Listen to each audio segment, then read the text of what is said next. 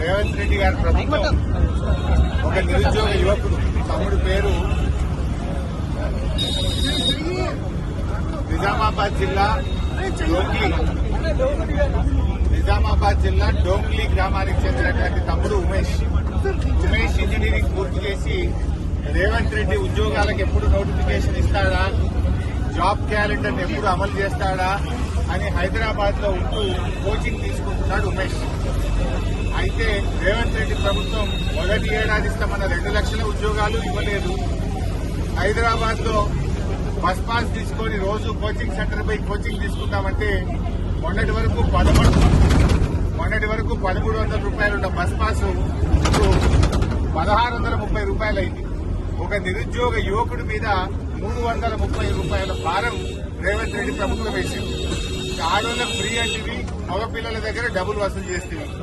ఇవాళ ఒక పేద ప్రైవేట్ కంపెనీలో ఉద్యోగం చేసే యువకుడు, ఒక అవుట్ సోర్సింగ్ ఉద్యోగి ఒక్కొక్క రోజు టికెట్ మీద 10 నుంచి 20 రూపాయలు పెంచాం. 20 రూపాయలు పెరిగిందంటే నెలకు 600 రూపాయలు ఆ చిరు ఉద్యోగి మీద భారం పడుతుంది, ఆ అవుట్ సోర్సింగ్ ఉద్యోగి మీద భారం పడుతుంది.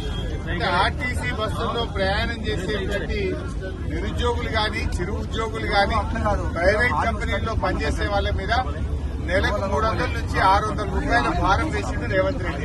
ఇప్పుడు ఈ తమ్ముడు ఉమేష్ మీద 300 రూపాయల భారం పడ్డది. రేవంత్ రెడ్డి ఈ నిరుద్యోగ యువకులకు ఏం చెప్పినావు? ఆ రోజు ఉద్యోగం వచ్చేదాకా నెలకు 4,000 వృద్ధి ఇస్తాను. 4,000 నిరుద్యోగ వృద్ధి ఇవ్వలేదు. జాబ్ క్యాలెండర్ జాబ్లెస్ క్యాలెండర్ అయిపోయింది. మొదటి ఏడాది 2 లక్షల ఉద్యోగాలు అన్నావు, 2 లక్షలు కాదు కదా 20,000 ఉద్యోగాలు కూడా ఇవ్వలేదు. నిరుద్యోగ యువకులను మోసం చేసింది రేవంత్ రెడ్డి. పైగా బస్ ఛార్జీలు పెంచారు. ఇవాళ మేము పేద ప్రజల పక్షాన, మధ్యతరగతి ప్రజల పక్షాన పెంచిన బస్ ఛార్జీలు దించాలని రేవంత్ రెడ్డి డిమాండ్ చేస్తా ఉన్నాం. ఇవాళ రేవంత్ రెడ్డి ప్రభుత్వం 20 నెలల్లో 5 సార్లు బస్ ఛార్జీలు పెంచింది. ఒకసారి రౌండ్ ఫిగర్